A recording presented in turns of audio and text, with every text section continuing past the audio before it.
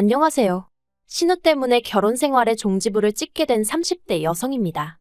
신혼 때부터 다른 사람도 아니고 대책 없는 신우 때문에 마음고생을 해왔는데 이번에 신우가 제대로 사고를 치면서 제 인생까지 비비꼬여 버렸어요. 누구 하나 저한테 제대로 사과하는 사람도 없고 속 터지네요. 남편하고는 지인의 소개로 만났습니다. 남편은 요식업 종사자이고 저는 직장을 다니는 평범한 회사원이었어요. 사귈 땐 몰랐는데 살아보니 남편이 좀 우유부단하긴 한데 그래도 정말 사귈 땐 몰랐으니 결혼했습니다. 그리고 사실 우유부단하다는 걸 빼면 나머지는 그런대로 괜찮은 사람이거든요. 그런데 또 적어놓고 보니까 그 우유부단한 게 정말 큰 단점이긴 했네요. 그런 성격 때문에 사람들한테 싫다는 소리를 잘 못하거든요. 돌이켜 생각해보면 연애 때도 늘 그런 식이었어요.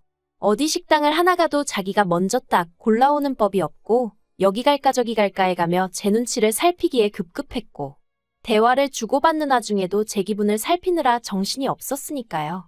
그리고 저는 그런 남편이 그저 저를 너무 좋아해서 저한테 잘 보이고 싶어서 그러는가 보다 했던 거죠. 하지만 그게 그냥 원래 타고난 성격이었고 정말이지 그로 인해 제가 이렇게 힘들 줄은 몰랐습니다. 저희는 결혼할 때 양가에서 특별히 받은 도움은 없습니다. 일단 시댁 형편이 넉넉지가 않았는데 남편이 어렸을 때 아버님이 일을 하다 사고를 당하셔서 무릎에 철심을 박으셨다 들었어요. 그리고 그로 인해 장애 등급을 받으셨는데 사회가 장애에 대한 인식이 부정적이다 보니 이후로 일자리 구하기가 여의치 않으셨다대요. 그래서 저희 결혼할 때도 그렇고 지금까지도 그냥 아는 분들 통해서 조금씩 소일거리 받아다 하고 계십니다. 그리고 사정이 그렇다 보니 어머님은 어머님대로 식당 일도 하시고 건물 청소도 하시고 그러다 지금은 몇 년째 요양원에서 어르신들 도와드리는 일을 하고 계세요. 그러니 결혼할 때 시댁에서 도움을 받는다는 건 상상도 할 수 없는 일이었지요. 그리고 저희 친정부모님도 두 분 앞으로 살고 계신 집 한 채 있으셨고 노후 준비나 되어 있는 정도였지. 딸 시집 보낸다고 1억이고 2억이고 척척 내주실 형편은 아니셨어요. 그래서 표현이 좀 그렇긴 한데 겸사겸사 양가의 손은 벌리지 않고 남편이나 저나 서로 모은 돈만 가지고 결혼하자고 얘기가 된 거고 저는 불만 같은 건 전혀 없었습니다. 그리고 그렇게 저희는 서울 끝자락에 위치한 빌라 전세를 얻었습니다. 방둑한 화장실 하나로 신혼부부인 저희가 살기엔 적당한 곳이었어요. 여담이지만 집들이 때 시부모님께선 방이 하나가 남는 거 아니냐며 여기 우리가 들어와서 살까 하는 농담을 하셨는데 순간 심장이 벌렁벌렁 거리더라고요. 실제로 아닌 게 아니라 저희 결혼할 때 합가는 어떻게 생각하는지 어머님이 두세 번 저를 떠보신 적도 있으셔서요. 나중에 덧붙이시기를 1,000원 한 장 못 보태주니 미안해서 집이라도 내어줄까 하는 마음에 하신 소리였다고는 했지만 저희 시부모님도 저희와 마찬가지로 방둑에 화장실 하나인 빌라에 살고 계셨으니 이러나 저러나 가당치도 않은 이야기였죠. 그런데 저희 집들이 때 오셔서 또 들어와서 살까 하시니 제가 깜짝 놀랄 수밖에 없었네요. 반면에 저희 친정부모님은 아무리 시작하는 신혼부부라지만 꽤나 속상해하셨어요. 이렇게 열악하게 시작할 줄 알았으면 대출을 받아서라도 얼마 해줄 걸 그랬나 싶기도 하시다며. 아무튼 그래도 저희 두 사람 사이에는 별다른 문제가 없었기에 부족한 환경이었어도 알콩달콩 재미지게 살았습니다.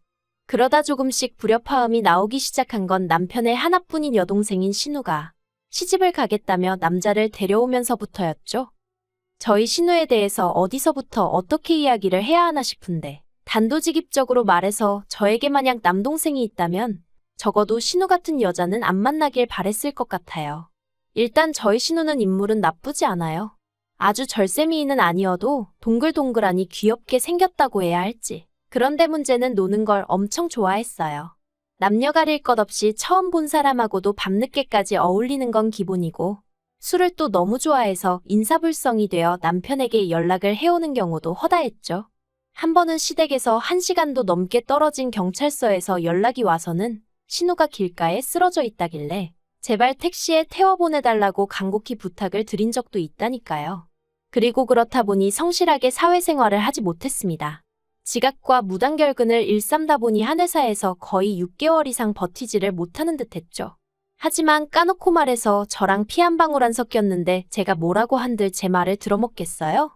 그냥 속으로 한심하다 어쩌려고 저러나 하고 혀만 찰 수밖에 없었네요. 그런데 그런 신우가 시집을 가겠다니, 그런 신우여도 좋다는 남자가 있다니? 표현이 웃긴데 집신도 짝이 있다더니 정말이구나 싶더라니까요. 그리고 그렇게 온 가족이 축제 분위기로 들떠있는 와중에 저는 문득 신우가 모아둔 결혼자금은 좀 있나 하는 생각이 들었습니다. 그래서 제가 신우에게 아가씨는 돈 좀 모아뒀냐고 물으니 신우가 금세 안색이 어두워져서는 실은 자기도 그게 고민이라더니 한다는 말이 모아둔 돈이 하나도 없답니다. 심해부한테는 그래도 한 5천은 모아뒀다고 거짓말을 했는데 그걸 어떻게 수습을 해야 할지 모르겠다면서 어쩌면 좋겠냐고 되려 저에게 묻더라고요. 그래서 제가 그걸 어떻게 알겠냐고 왜 그런 거짓말을 했냐니까 처음엔 잘 보이고 싶은 마음에 그랬는데 어느 순간 걷잡을 수가 없어졌다나요. 정말이지 어이가 없어서. 그런데 더 어이가 없었던 건 옆에 계시던 시부모님께서 저더러 그러지 말고 모아둔 돈 좀 없냐는 거예요. 결혼한 지 2년밖에 되지 않은 시점이었고 결혼할 때 서로 있는 돈 없는 돈 싹싹 긁어서 전세를 구했는데 모아둔 돈이 있으면 얼마나 있었겠어요. 그래서 없다고 했더니 어머님께서 저더러 살림을 어떻게 하길래 모아둔 돈이 없냐입니다. 아니 물론 솔직히 하나도 못 모은 건 아니었죠. 그렇지만 저희라고 언제까지 전세살이만 할 것도 아니고 그런데 이런 걸 구구절절 어머님께 다 말씀을 드려야 하나 싶대요. 막말로 제가 진짜 몇 억씩 쌓아놓고 사는 사람이라고 쳐도 저 싫으면 안 빌려줄 수도 있는 거 아닌가요? 하지만 이런 걸로 왜 어머님한테 제가 시달려야 하나 싶고 그 와중에 왜 신우는 난데없이 울고 있는 건지. 아무튼 여러 가지로 황당해서 남편을 쳐다보며 당신도 뭐라고 말 좀 해봐 하니까 남편이 그러지 말고 한 2천만 원이라도 어떻게 좀 빌려줄 수 없을까 하는데 기가 막혀서 말도 안 나오대요. 그래서 2천만 원이 어딨냐고 됐다고 그러고는 신우한테는 미안하지만 돈도 없거니와 가족 간에 돈 거래하는 거 좋은 생각은 아닌 것 같다고. 그리고 이참에 남자친구한테 솔직히 털어놓고 결혼하라고. 세상에 영원한 비밀이 어딨겠냐 했어요. 그랬더니 신우는 또다시 대성통곡을 하고 어머님 아버님은 제가 당신들이 가진 게 없으니 어른 무서운 줄 모르고 저렇게 주제도 모르고 나서는 거라대요. 분명히 말하지만 저는 신우가 파혼당하길 바라고 그런 소리를 한 것도 아니었고 정말 도와줄 능력이 되질 않았어요. 그리고 솔직히 신우가 돈을 어느 세월에 갚아줄지 믿음도 없었고요. 그런데 이 일을 계기로 소위 저는 시부모님에게 단단히 찍혔고 아무튼 그래도 어쨌든 신우는 그 남자친구하고 결혼을 했어요. 그리고 시부모님 말씀으로는 해가는 게 없어서 아주 밉보였다며 그게 다 제 탓이라는 듯이 말씀을 하셨는데 솔직히 전 억울했죠. 굳이 따지자면 시집갈 나이가 되도록 돈 5천도 안 모으고 탱자탱자 놀아댄 신우 잘못이지 그게 어째서 제 잘못인가 싶은 게. 하지만 팔은 안으로 굽는다고 제가 아무리 논리적으로 따진들 어머님 아버님이 그래니 말이 옳구나 하실 것도 아니고 그래서 저도 그냥 뒤에서 저를 뭐라고 욕하시던지 그러려니 하고 넘겼습니다. 한편 옆에서 지켜보고 들려오는 신우의 결혼 생활은 행복하지 않아 보였어요. 즐거워 보이지 않았죠. 듣자 하니 어지간히 어려운 시부모님을 만난 모양이었습니다. 게다가 심해부가 신우 단속을 어지간히 했는지 툭하면 남편이나 저를 팔아 친구들을 만나러 가더라고요. 솔직히 신우가 하는 거짓말에 알리바이로 쓰이는 게 싫었지만 그렇다고 제가 심해부한테 일일이 말해주기도 그렇고 그래서 남편에게 당신이야 어떤지 몰라도 나는 신우가 날 팔아먹는 게 불편하다 했습니다. 나중에 혹시나 무슨 일이라도 생기면 심해부 입장에선 나랑 신우가 한통속이라고 오해할 수도 있지 않냐고. 그런데 나는 뭐가 됐던 간에 남의 가정사에 조금도 얽히고 싶지 않으니 당신이 신우에게 자리하기에서 나는 팔지 말라고 얘기 좀 해달라고 부탁을 했죠. 그러자 남편이 기껏 한다는 소리가 제 친동생이어도 그랬겠냐대요. 제 친동생이어도 그렇게 매정하게 말했겠냐고요. 그러면서 저더러 네 가족 내 가족 선 긋는 것 같다며 서운하다 하는데 정말이지 이제 와서 말이지만 답답하고 갑갑한 일들이 한두 번이 아니었습니다. 하지만 결정적으로 시댁 식구들과 연을 끊는 것도 부족해 아예 남편과 이혼을 결심하게 된 일이 있었으니 그건 저도 남편도 아닌 신우의 바람이었습니다. 신우가 어쩌다 심해부한테 들켰는지는 온 가족이 저에게 쉬쉬를 해대니 모르겠어요. 하지만 심해부 말이 신우가 바람을 폈고 그 상대가 저랑 같은 회사에 다닌답니다. 그런데 더 황당한 건 신우가 제가 소개시켜준 사람이라고 그랬다는 거예요. 저랑 신우랑 술 한잔하고 있는데 우연히 신우의 상간남, 그러니까 제가 소개시켜줬다는 그 직원이 합석을 하게 되면서 제가 통성명을 시켜줬다나요. 그리고 신우가 한다는 소리가 그 남자가 신우더러 저희 회사에 들어올 수 있게 힘을 써주겠다 그래서 두세 번 만난 게 전부라고 그랬다는데 당연히 전부 다 새빨간 거짓말이었어요. 제가 신우랑 단둘이 술을 먹은 일부터가 없었으니까요. 그리고 저는 그 남자 직원이랑 이름하고 얼굴 정도만 아는 사이지 신우가 아니라 다른 여자라고 해도 제가 나서서 통성명을 시켜주고 그럴 사이가 절대 아니었습니다. 그리고 무엇보다 그 남자 직원의 직급이나 이것저것 모르보나 신우를 입사를 시키고 그런 건 뭐 말도 안 되는 소리였죠.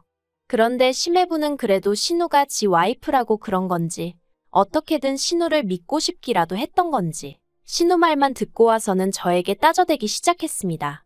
저더러 어떻게 그럴 수가 있냐면서요. 게다가 시부모님도 금세 이 일을 알게 되셨습니다. 심해부가 결국 신우를 쫓아냈고 갈 곳도 돈도 없었던 신우가 시댁으로 들어갈 수밖에 없었으니까요. 시부모님이 저와 남편에게 내려오라 하셨고 무슨 이야기가 오갈지 뻔히 알았지만 안 갈 수도 없어서 죽을 상을 하고 시댁을 찾았습니다. 그리고 그렇게 저희가 시댁에 도착했을 때 아버님은 이미 술에 말 그대로 진탕 취해 계셨는데 신발장에서 신발 뻗는 저를 발견하시고는 냅다 리모컨을 집어던지셨어요.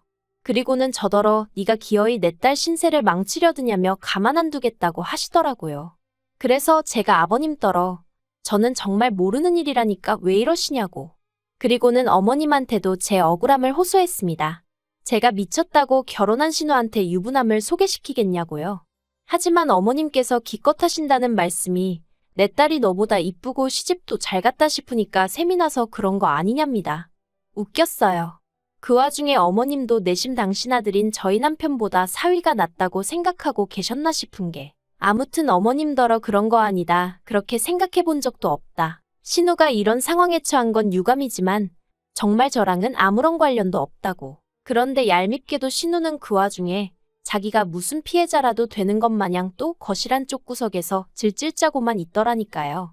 그래서 제가 신우더러 아가씨도 입 있으면 말 좀 해보라고 아가씨랑 나랑 언제 단둘이 술을 먹었고 그 직원도 지금 이혼당하게 생겼는데 알긴 하냐 했죠. 심지어 그 직원은 애도 있는데 그 직원 와이프가 2번의 유산 끝에 정말 힘들게 얻은 아이였거든요. 그런데 지금 그런 가정을 깨뜨린 거라고 소리를 질렀더니 신우가 한다는 말이 기억이 안 난답니다. 자긴 아무것도 모른다나요. 그래서 도저히 안 되겠다고 삼자 대면 하자고 했습니다. 신우랑 그 직원이랑 저 셋이서 만나서 어떻게 된 건지 확인 좀 해보자고요. 그리고 결론부터 말하자면 결국 제가 제 핸드폰 내역이며 신용카드 내역이며 줄줄이 뽑아다 시부모님과 심해부 코앞에 들이밀고 나서야 제 결백을 인정받았습니다. 다시 말해 신우가 거짓말을 했다는 걸 모두가 알게 된 거죠. 그리고는 그 일로 심해부는 더 큰 충격을 받은 듯 했습니다. 왜냐하면 그 둘이 만난 게 인터넷 채팅을 통해서였고 그 남자가 처음이 아니었다는 것도 알게 되었으니까요. 심해부는 결국 신우에게 이혼을 요구했고 몸만 나가라고 했답니다. 위자료를 받아내고 싶은 마음이 굴뚝 같지만 어차피 신우나 저희 시댁 형편을 심해부도 뻔히 알고 있었으니 그냥 시끄럽게 일 키우지 말고 신우더러 너만 나가면 된다고 했다나요. 그리고 이 일로 신우랑 시부모님은 또 한 번 저를 원망하기 시작했습니다. 신우가 쫓겨난 게 저 때문이라면서 오해 좀 받으면 어떠냐고 막말로 적어도 저는 쫓겨날 건 아니지 않냐면서 사람들이 어쩌면 다들 자기 편한 대로만 생각을 하는지 어이가 없더라니까요. 그런데 그런 와중에 저는 낯선 번호로 전화를 받았는데 그 직원 와이프였습니다. 짜증나게 한다는 소리가 제가 소개시켜준 거냐는 거예요. 이땐 정말이지. 솔직히 그 와이프도 어떻게 보면 불쌍한 피해자인 건데 저도 저대로 계속 시달리던 중이라서 말이 곱게 안 나가더라고요. 그래서 한 번만 더 제대로 확인도 안 해보고 헛소리하면 명예훼손으로 고소하겠다고 엄포를 놨습니다. 그리고 나한테 이럴 게 아니라 상간녀 소송을 하든 뭐라든 당신도 당신 할 일을 하라고 했죠. 그리고 결국 이 일은 제 결혼 생활에까지 영향을 미쳐 저희 부부 또한 이혼 이야기가 나왔습니다.